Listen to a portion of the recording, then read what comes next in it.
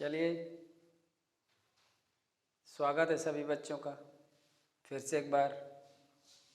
और एक तो मैं बहुत बार तुम्हारा स्वागत कर चुका हूँ और मुझे ये नहीं पता कि कहने से मात्र स्वागत होता है कि नहीं होता।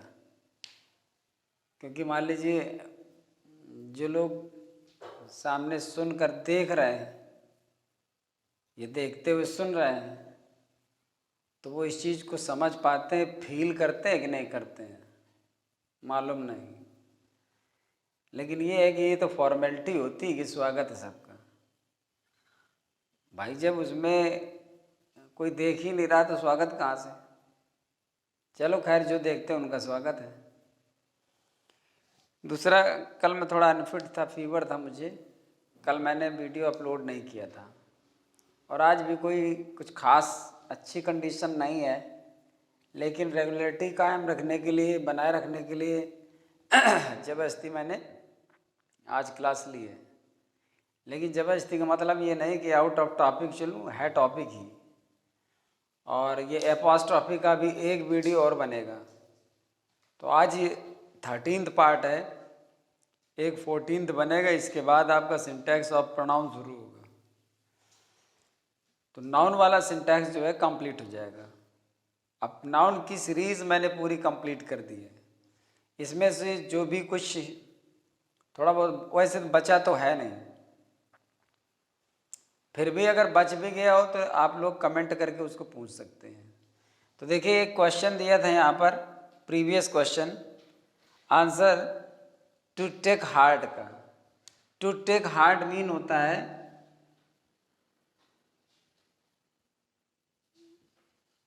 टू गेन करेज, ये होता है। या इसी को कह देते हैं फील बोल्ड, साहसी महसूस करना, हिम्मत गेन करना, साहस बटोरना, उसको कहते हैं टू टेक हार्ट। जैसे हम ये कहते हैं कि we should take heart to our difficulties, मतलब हमको अपनी कठिनाइयों के प्रति हिम्मत रखना चाहिए, साहस रखना चाहिए।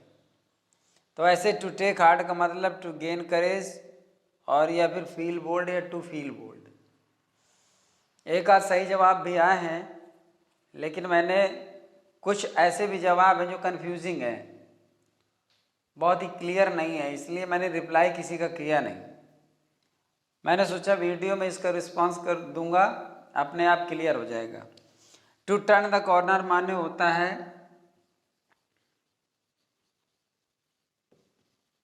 चेंज द ओपिनियन, और चेंज द ओपिनियन का मतलब होता है राय बदलना। क्योंकि टर्न द कॉर्नर, जैसे टर्न कोट होता है, और टर्न कोट का मतलब क्या है? टर्न कोट का मतलब होता है आवरण बदल देना। कोट बदल देना मतलब बाहरी आवरण बदल देना, मतलब किसी पार्टी बदल देना, दल बदलू। एक होता है टर्न द टेबल्स, तो टर्न द टेबल का मतलब होता है चेंज द सिचुएशन, स्थिति बदल देना या स्थिति पलट देना। टर्न द टेबल हर हाल में इस चीज को बदलने से लिया जाता है। कॉर्नर बदल देना मतलब अपनी इस कोने से उठकर उस कोने में पहुंच जाना, तो वही है टू चेंज द ओपिनियन, अपनी राय बदल देना। अब ये मेरे हिसाब से होता है, ठीक। किसी बुक में कुछ डिफरेंट मिलता है तो कंसल्ट जरूर करिए। तो ये तो प्रीवियस क्वेश्चन का आंसर था, ठीक है। इसमें एक और होता है, इसमें एक होता है टू टेक टू हार्ट। बड़ी प्रॉब्लम है, स्केच पेन थोड़ा सा मज़ा नहीं आ रहा, इंक तो डाली लेकिन पता नहीं क्या डिस्टर्ब कर रहा है। फिलहाल टू टेक टू हार्ट का मतलब होता है टेक सीरियसली।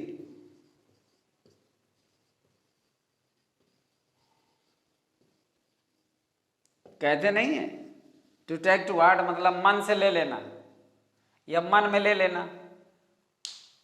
कोई कहता है ना मन से मत लेना, यानी मन में ना लगे कोई बात। तो जब कोई बात मन पे लगती है, दिल से ले लेने को कहते हैं, दिल से मत लेना कह रहे हैं। तो टेक टू हार्ट अर्थात टू टेक सीरियसली, गंभीरता पूर्वक किसी बात को ले लेना। तो टू टेक हार्ट अलग चीज़ है। टेक हार्ट जैसे होता है लूज हार्ट, लूज हार्ट माने होता है हिम्मत हारना, उसी का अपोजिट है टू टेक हार्ट, यानी गेन करेज, हिम्मत बटोरना।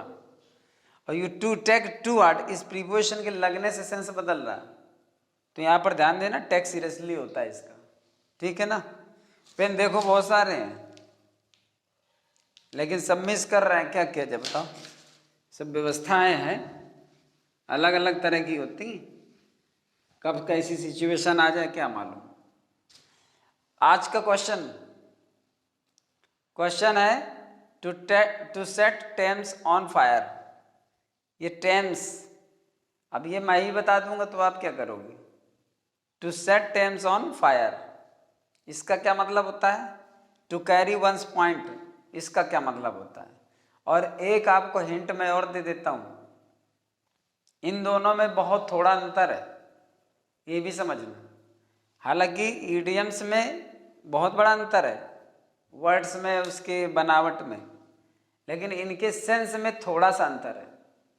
To set Thames on fire और टू कैरी वंस पॉइंट, और लगभग इसीलिए मैंने इन दोनों को एक साथ दिया भी है।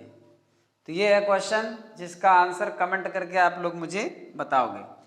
हालांकि प्रक्रिया वही है पुरानी घिसी पिटी, ज़्यादा रिस्पॉन्स आया नहीं। अब यही होता है कि बच्चे इंटरेस्टेड नहीं है, या उनको आता है अपना बात खत्म टाइप करने में, उनको बहुत ज़्यादा ऐसा लगता है कि टाइम वेस्ट हो रहा है, तो वो नहीं करते। तो चलिए ये अपने अपने मर्जी की बात है, जो मेरा मन है वो मैं कर रहा हूँ, जो उनका मन है वो कर रहे हैं। खैर आ जाते हैं पॉइंट पर। कुछ इंडेफिनिट प्रोनाउंस ऐसे होते हैं जिनके साथ भी एपॉस्ट्रोफी का यूज किया जाता है। जैसे यहाँ पर एवरी बॉडीज किया जाएगा, सम बॉडीज किया जाएगा, और नो बॉडीज किया जाएगा, एनी बॉडीज हो जाएगा, एवरी वंस हो जाएगा, सम वंस हो जाएगा, नो वंस हो जाएगा। इन सभी का अपॉस्ट्रोफी किया जाता है। जैसे हम कहते हैं he has stolen someone's watch,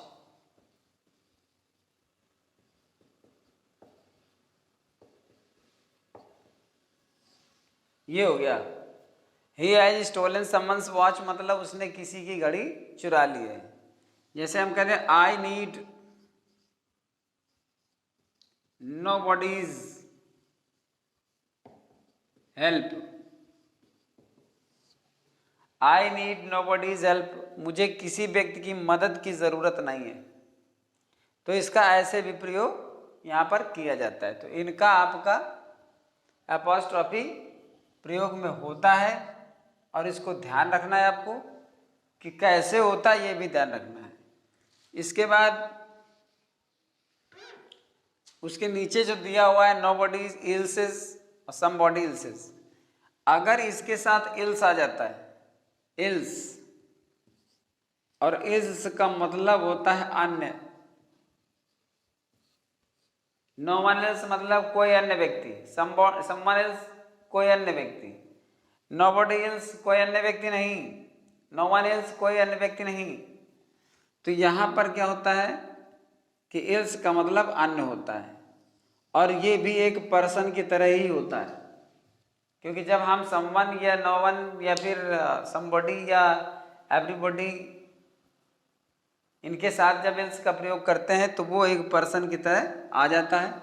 जब हम कहते हैं समवन एल्स तो मतलब कोई अन्य व्यक्ति। इसलिए जब एल्स आता है तो फिर आपका जो अपॉस्ट्रोफी लगता है वो यहाँ नहीं लगता, वो यहाँ पे लगता है, फिर एल्स में लगता है यहाँ पर। जैसे हम ये कहते हैं I want no one else's, और फिर कर दें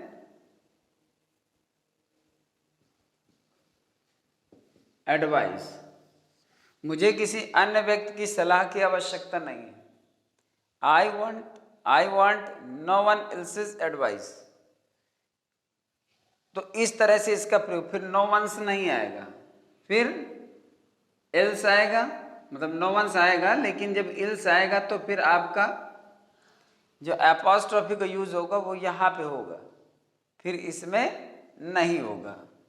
तो जब ये एल्स आ जाए, यहाँ पर ध्यान रखिए, तो फिर एपॉस्ट्रोफी का प्रयोग यहीं पर होगा, फिर यहाँ नहीं होगा। लेकिन एवरीथिंग, समथिंग, एनीथिंग, नथिंग, देखिए यहाँ पर ये बॉडी लगा है पर्सन के लिए, वन लगा है पर्सन के लिए, बॉडी लगा है, बॉडी लगा है, वन लगा है पर्सन के लिए, बॉडी है, बॉडी है, ठीक है ना। समवन हो, नो वन हो, तो वहाँ पर पर्सन के लिए होता है।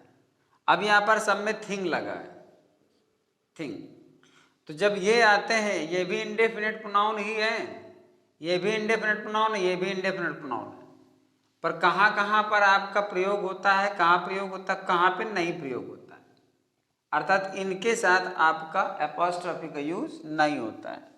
जैसे यहाँ पर ये कह दें,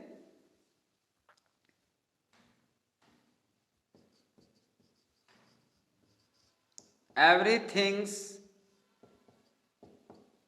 लाइफ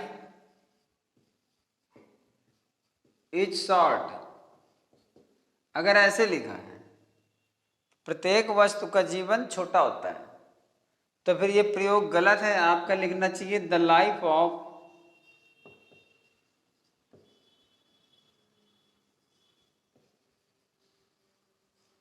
एवरीथिंग इज शॉर्ट, यानी प्रत्येक वस्तु का जीवन छोटा होता है। मतलब ये सेंटेंस आपका गलत है, ये आपका सही है। जब थिंग आएगा तब, क्योंकि वही बात है, लिविंग मैटर्स में एपॉस्ट्रोफी का यूज होता है, नॉन लिविंग मैटर्स में एपॉस्ट्रोफी का यूज नहीं होता है। तो जब कभी अगर वो कोई डिग्निफाइड ऑब्जेक्ट, यानी कोई विशेष ऑब्जेक्ट नहीं है, तो विशेष कोई वस्तु नहीं है, तो क्योंकि कुछ विशेष वस्तुओं में प्रयोग होता है, लेकिन नॉर्मली ऐसे किसी भी वस्तु के साथ में प्रयोग नहीं होता, तो इनके साथ आपका एपॉस्ट्रोफी का प्रयोग नहीं किया जाता। तो यहाँ आपका अंतर मैंने दे दिया है, डिफरेंस यहाँ इसको देखना और समझना है। थर्ड पॉइंट है all, both, many, each, either, neither, इनके साथ भी एपॉस्ट्रोफी का यूज नहीं होता है, क्योंकि इनमें कुछ डिस्ट्रीब्यूटिव प्रोनाउन टाइप में है, कुछ इंडेफिनिट प्रोनाउन है, जिनके साथ में एपॉस्ट्रोफी का यूज नहीं किया जाता है। जैसे हम लिख दें each is price is rising, अगर हम ऐसे लिख रहे हैं कि प्रत्येक की कीमत बढ़ रही है, इसका कहने का मतलब है प्रत्येक वस्तु की कीमत बढ़ रही है, तो यहां लिख देंगे द प्राइस ऑफ ईच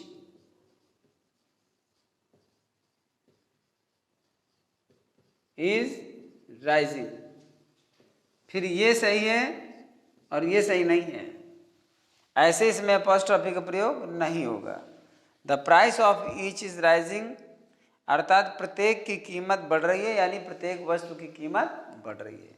तो इसका इनके जितने भी लिखे हैं ये, जैसे यहाँ पर लिखा हुआ है, ठीक है, जैसे यहाँ पर ये कर दिया जाए ऑल्स ड्यूटी इज मस्ट, मतलब हर एक का कर्तव्य जरूरी है, सभी का कर्तव्य जरूरी, तो ये ऐसे नहीं लिखा जाएगा, हम लिखेंगे the duty of all is must.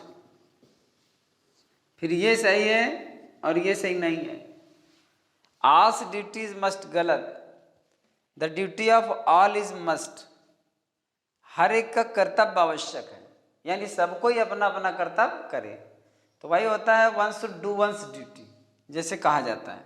खैर वो चीज़ अलग है, लेकिन यहाँ पर अलग है।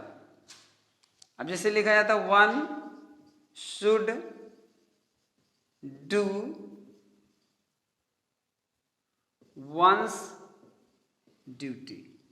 ऐसे में देखिए इंडेफिनिट प्रोनाउन के साथ में अपॉस्ट्रोफी का ये यूज किया गया है क्योंकि ये पर्सन को डिनोट करता है, लेकिन यहाँ पर किया क्या गया, यहाँ पॉजेसिव प्रोनाउन बनाया गया है वन में अपॉस्ट्रोफी एस लगा कर,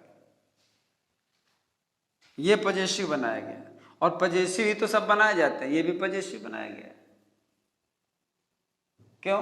क्योंकि हम नाउन अपॉस्ट्रोफी पढ़ रहे हैं ना, noun in case of possessive, ये नाउन इन पॉजेसिव केस, तो वही तो पॉजेसिव केस बनाया गया। तो ऐसे में आपका अपॉस्ट्रोफी लगा है, अपॉस्ट्रोफी लग करके क्या हुआ, ये वंस ड्यूटी पॉजेसिव केस में आ गया। और यहाँ पर क्यों लगा है, क्योंकि ये एक पर्सन के लिए, किसी वस्तु के लिए होता तो नहीं लगता। तो ऐसे में भी ये चीज आपने ये सेंटेंस वो पढ़ा होगा। अब इसके बाद है yours daughter hers lover yours faithfully. ये जितने भी लिखे हैं ये इनका प्रयोग ही गलत है, कभी भी ऐसे प्रयोग मत करना, ऐसा होता ही नहीं है, क्योंकि ये आपका ऑलरेडी पॉजेसिव केस में होता है, ये हमेशा पॉजेसिव केस में होता है। तो पॉजेसिव केस में फिर कॉमा लगाकर एस पॉजेसिव केस बनाना ये उचित नहीं होता। हाँ बनता है, लेकिन वो ऐसे बनता है, वो ऐसे बनता है, इसमें कॉमा नहीं लगता है, और इसका यूज भी इससे अलग होता है, अर्थात ये अलग होता है और ये अलग होता है। ये पॉजेसिव एडजेक्टिव के रूप में होता है, ये पॉजेसिव प्रोनाउन के रूप में होता है। हालांकि प्रोनाउन ये भी होता है, क्योंकि प्रोनाउन के टेबल में तो दोनों मिलते हैं ना, पर्सनल प्रोनाउन के टेबल में दोनों होते हैं, लेकिन ये पॉजेसिव एडजेक्टिव का रोल ज़्यादा करता है, बल्कि हमेशा पॉजेसिव एडजेक्टिव का ही रोल करता है, और ये हमेशा पॉजेसिव प्रोनाउन का रोल करता है। इसके साथ नाउन रिक्वायर्ड होता है, इसके साथ नाउन रिक्वायर्ड नहीं होता है, ये मैं बता चुका हूँ। और ये चीज़ जो है एस जब लग जाता है तो एस का मतलब होता है कि इसमें नाउन शामिल है, जब ये होता है। अभी इसका प्रयोग मैं इधर बताने वाला हूँ यहाँ पे, तो ध्यान दीजिएगा। फिलहाल इनका प्रयोग सही नहीं है। जैसे लिखा है योर फेथफुली लिखा है, तो या तो आप लिखिए योर फेथफुली,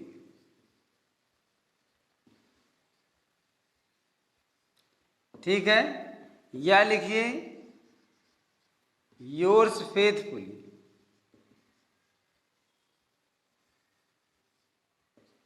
और या लिखिए योर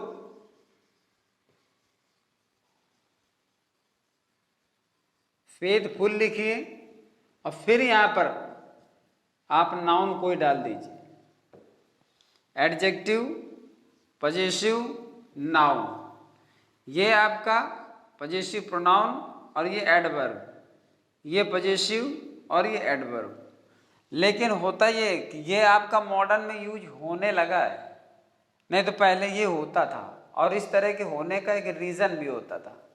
जो हमने ये आपको दिया, यहाँ पे ये जो नाउन दिया है, ये नाउन इसी के साथ शामिल हो जाता था। जैसे हम ये कह दें कि योर कार इज न्यू। अब लेकिन इसका होता क्या है, ऐसे भी कर सकते हैं, yours is a new car. दोनों में अंतर देखिए, इसमें योर लिखा है तो कार लिखा गया है, इसमें योर्स लिखा गया है तो कार नहीं लिखा गया है। लेकिन इसका मतलब ये है कि your car is a new car, अर्थात इसमें नाउन शामिल है, लेकिन रिपीटिशन को बचाने के लिए, रिपीटिशन को बचाने के लिए ये एक प्रयोग में लाया जाता है।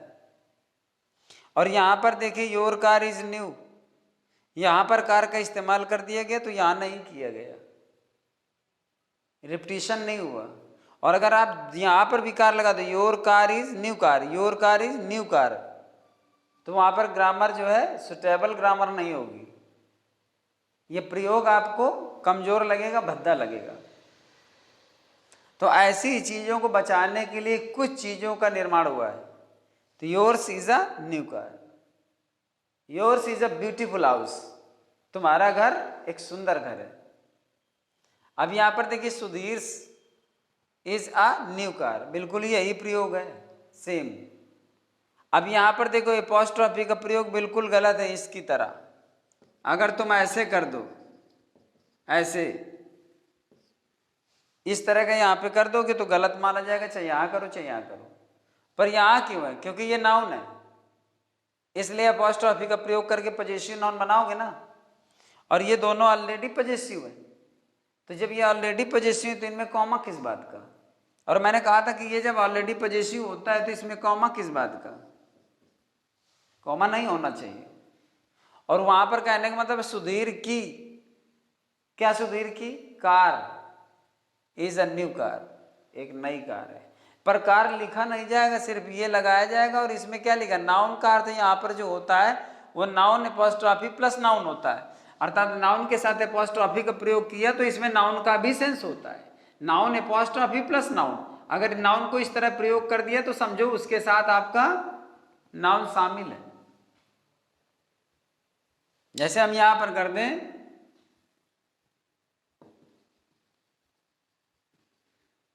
Mohan's is a new cycle,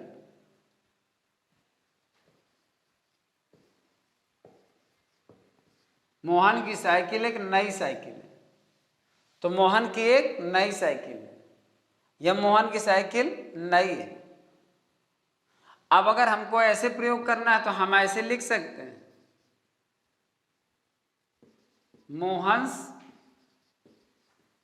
cycle is new, यानी मोहन की साइकिल नई है।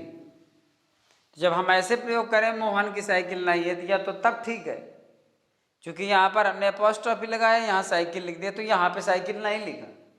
और अगर यहाँ पे साइकिल लिख रहे हो, यहाँ पे कार लिख रहे हो, तो यहाँ पर आपको कार नहीं लिखना। तो Mohan car is a new car गलत प्रयोग हो गया, वो फिर एक अच्छी ग्रामर नहीं है। वही चीज यहाँ पर देखना होता। अब योर्स फेथफुली जो होता है ये इसका सही प्रयोग है, लेकिन ये बुक्स में ये भी मिलता है तो हम ना कैसे कह दें। बल्कि इसमें क्या होता है, जब योर्स हम लिखते हैं तो यहाँ नाउन शामिल हो जाता है। अब यहां पर हो क्या है कि वफादारी के रूप में तुम्हारा मित्र, वफादारी के रूप में तुम्हारा मित्र था, तुम्हारा वफादार मित्र, ये सेंस होता है इसका। ज्यादा से ज्यादा बच्चे इसको नहीं जानते। या तो लिखा your faithful friend, no apostrophe no adverb and has a complete sense. जब योर्स आता है तो फेथफुली कर दिया जाता है, योर्स फेथफुल नहीं होगा, क्योंकि जब फेथफुल होगा तो नाउन की डिमांड करेगा, इसलिए इसको फेथफुली किया जाता है। पर मॉडर्न इंग्लिश में ये भी सही माना जाता है, लेकिन अगर देखा जाए तो ये कंप्लीट नहीं है। योर हो तो फिर नाउन होना चाहिए, एडजेक्टिव होना चाहिए।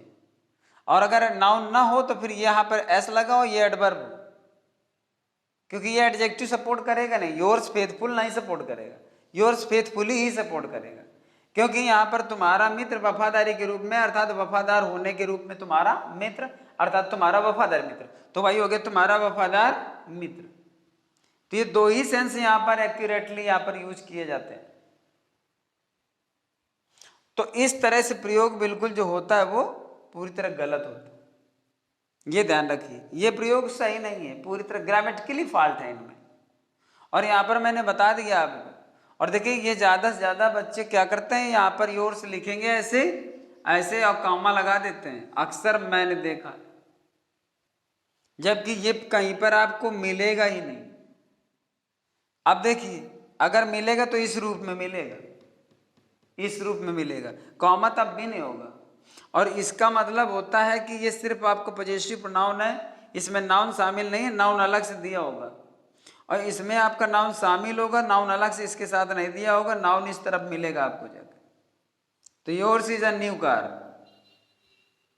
और ये फिर योर कार इज न्यू, दोनों का अर्थ सेम है पर प्रयोग अलग अलग है।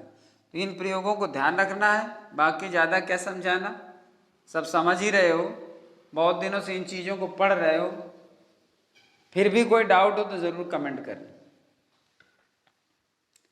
अब देखिए यहाँ पर क्या है, तो ये तो प्रयोग हो ही गया।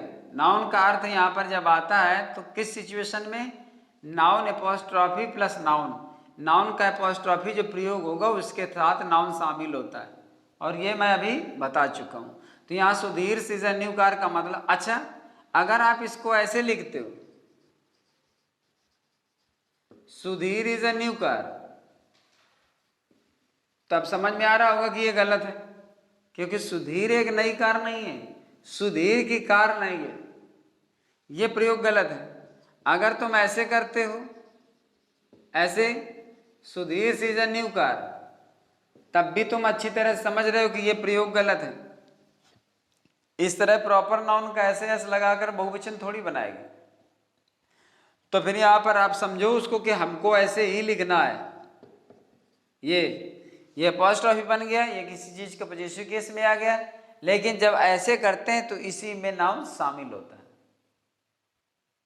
जैसे हम कहते हैं योर पेन इज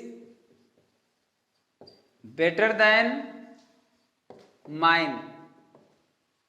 अब ये देखो पॉजिटिव प्रोनाउन है, मतलब है तो ये पॉजिटिव एडजेक्टिव, ये पॉजिटिव एडजेक्टिव है और ये पॉजिटिव प्रोनाउन है। ऐसे में जब प्रयोग होता है तो इसके साथ नाउन रिक्वायर्ड नहीं होता, पर जब ऐसे में प्रयोग होता है तो इसके साथ नाउन रिक्वायर्ड होता है। और इनकी कैटेगरी अलग अलग होती है, जैसे हर्ष अलग होता है, फिर इसके बाद तुम जानते हो इनके लेवल में जो चीज़ आती है, तो जैसे हर्ष है, देयर्स है, योर्स है और अवर्स है, ठीक है। और हिज का तो दोनों रूपों में एक ही रहता है, माइन है, ठीक। तो ये इस तरह से प्रयोग में आते हैं। इट्स का भी एक ही रहता है, अगर जैसे हिज का रहता है ऐसे इट्स का ही हर जगह रहता है, तो इनका अलग होगा। और जो हर अलग, दियर अलग, इनकी कैटेगरी अलग, योर अलग, आवर अलग, और ये हिज तो मैंने कहा दोनों रूपों में एक होता है, ये फिर माई अलग, और ये इट्स दोनों रूपों में एक ही रहता है, तो अलग अलग होता है यहाँ पे। तो यहाँ पर your pen is better than mine, अगर यहाँ पर यहाँ कह रहा है कि तुम्हारा पेन मेरे पेन से अच्छा है, अगर हम कहते हैं तुम्हारा पेन राम के पेन से अच्छा है, तो फिर क्या करोगे?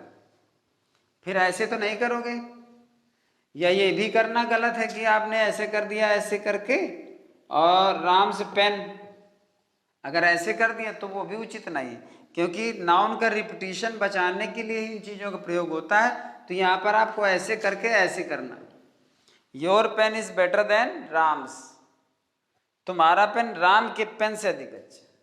और बेटर देन राम अगर ऐसे प्रयोग है ऐसे, तो ये भी गलत है। आपको यहाँ पर अब यहाँ राम से अच्छा, राम से अच्छा नहीं, राम के पेन से अच्छा, तो इसलिए यहाँ पर ये अपॉस्ट्रोफी का प्रयोग करना पड़ेगा। तो इस तरह इन प्रयोगों को आपको ध्यान रखना। अब देखो कलेक्टिव नाउन के साथ अपॉस्ट्रोफी का प्रयोग या ऑफ का प्रयोग दोनों सही है। जैसे हम कहते हैं यहां पर आ जाए क्राउड्स रिएक्शन, भीड़ की प्रतिक्रिया, या फिर कहते हैं the reaction of the crowd, ये दोनों सही है। जैसे हम कहते हैं गवर्नमेंट्स डिसीजन, गवर्नमेंट्स डिसीजन लिख दें, या फिर the decision of government, committee's opinion, या फिर द ओपिनियन ऑफ कॉमिटीज, तो दोनों सही होते हैं। और यहां पर इस तरह का इनका प्रयोग किया जाता है।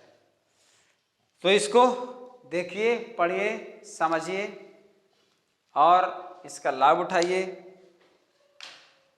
क्योंकि देखिए ऐसी पढ़ाई तो स्कूलों में होती है, यूट्यूब चैनल वगैरह में बहुत कम ही होती है। हाँ, कोचिंग सेंटर्स में होती हो तो मैं बता नहीं सकता, क्योंकि मैं वहाँ तो कभी गया नहीं, और ना मैंने कभी कोचिंग करी है, ना मैं कोचिंग पढ़ाता हूँ। तो अब जैसा भी हो, ये डिफरेंस, ये सुविधा, ये व्यवस्था जैसी तुमको लगे तुम्हारे ऊपर डिपेंड है। बाकी मेरा काम तो ये चल ही रहा है कि मैं अपना टाइम से वीडियो डाल देता हूँ। एक आध दिन मिस हो जाए तो नहीं कह सकता। इसको पढ़िए, इसका लास्ट पार्ट बचा है, वो अगले वीडियो में आपको मिल जाएगा। तब तक के लिए सभी बच्चों को मेरी तरफ से आशीर्वाद है और बहुत सारी शुभकामनाएं। धन्यवाद।